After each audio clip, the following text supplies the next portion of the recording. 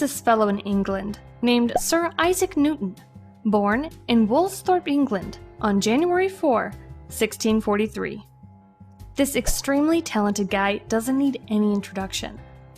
While working, he came up with the 3 basic ideas that are applied to the physics of most motion, excluding modern physics. The ideas have been verified and tested so many times over the last years that people now call them Newton's laws of motion.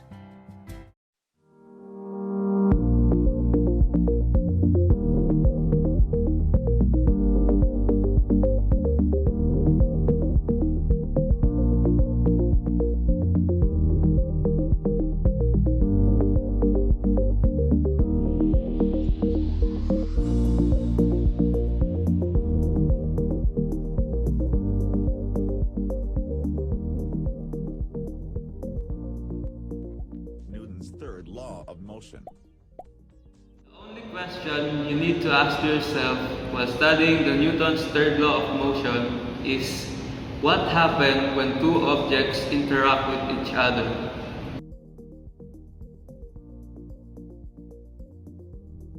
What third law of motion means? According to Newton's third law, which says that for every action has an equal and opposite reaction.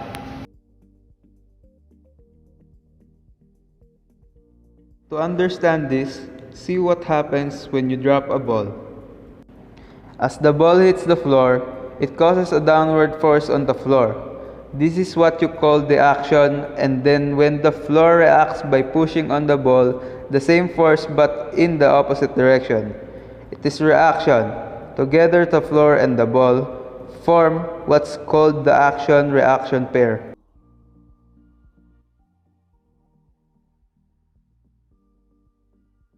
The magnitude of force on the first object equals the magnitude of force on the second one. But how about the direction? The direction of force on the first object opposite to the direction of force on the second one. Newton's third law of motion helps the birds to fly. The wings of the birds exerts a downward force in the air.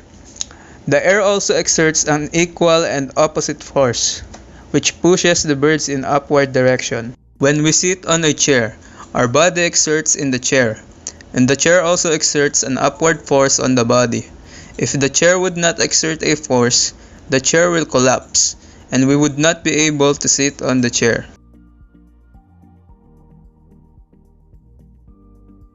See this cannonball? When it is fired to the air by explosion, the cannon is pushed backwards. The force pushing the ball out is equal to the force pushing the cannonball, but the effect on the cannon is less visible because its mass is much larger.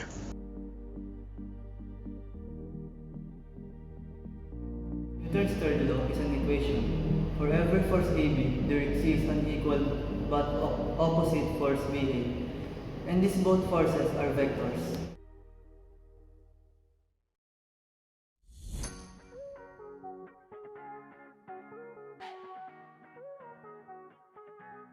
Every force is the result of an interaction between 2 objects. In this equation, the objects are object A and object B. So F of AB is the force from object A on object B, and F of BA is the force from object B on object A. Let's take a look at our first example. If the ball collides with the head, there are 2 equal and opposite forces. The force the ball applies on my head, or force AB, and the force my head applies on the ball, or force BA. Those 2 forces are equal in magnitude and opposite in direction. And these 2 forces are called a Newton's third law forces pair. And it is important to realize the 2 forces act on 2 different objects, the ball and the head. When hammering a nail into a piece of wood, the hammer imparts force onto the nail, and the nail imparts onto the hammer. But the nail is driven into the wood because there is a net force acting upon the nail from the motion of the hammer. Likewise, the hammer has 2 forces operating upon it, the downward force from your arm and the upward force from the nail. That's why when you strike the nail, the hammer stops moving at roughly the location where the impact occurs. So if we are looking at the nail, we only consider the forces acting on the nail. If we are looking at the hammer, we only consider the forces acting on the hammer. These are different systems, and this is the context in which the third law is best understood. Car hitting a brick wall.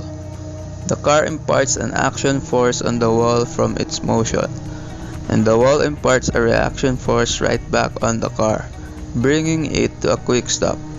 These vectors are equal in length and point in opposite directions. What this also means is that there can never be a single isolated force, as any force is an interaction.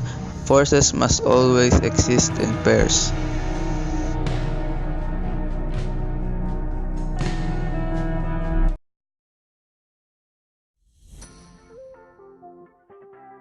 Here's the example problem that illustrates the third law. It's related to forces, mass, and acceleration.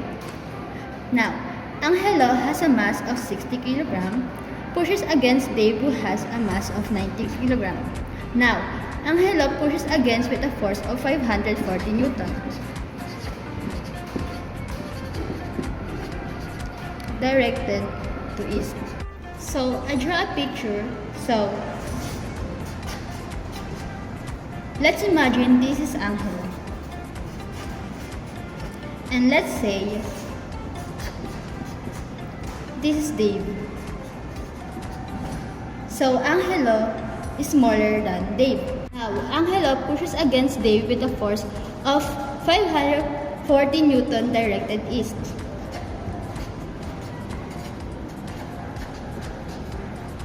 So what force does have exerted on Angelo? Now, Dave is going to push against Angelo in opposite direction, that is going to west.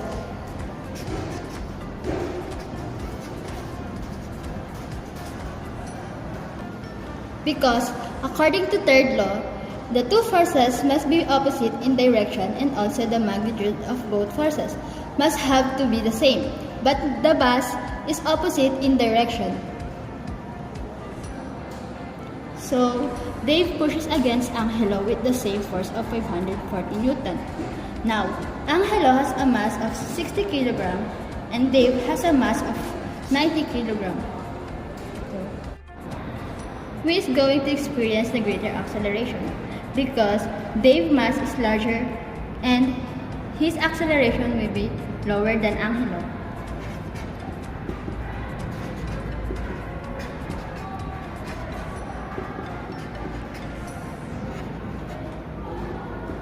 And Angelo is lighter, so he experienced the greater acceleration.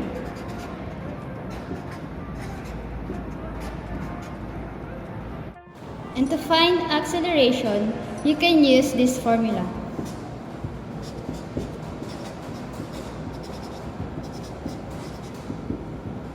F is equal to ma, or A is equals to F over m. So, the acceleration of Angelo is 540 Newton over his mass is 60 kg. So, we cancel the zero. So, 54 divided 6 is equals to 9. So, Angelo experienced acceleration of 9 minutes per second squared. How about Dave? He felt the same force. 540 newtons and his mass is 90 kilograms. So 54 divided 9 is 6. So Dave experienced acceleration of 6 minutes per second squared. So, as we can see, the person who have greater mass is who experience the lower acceleration, and the person who lighter experience the large acceleration. But the force that exerted both individuals would be the same according to the third law of motion.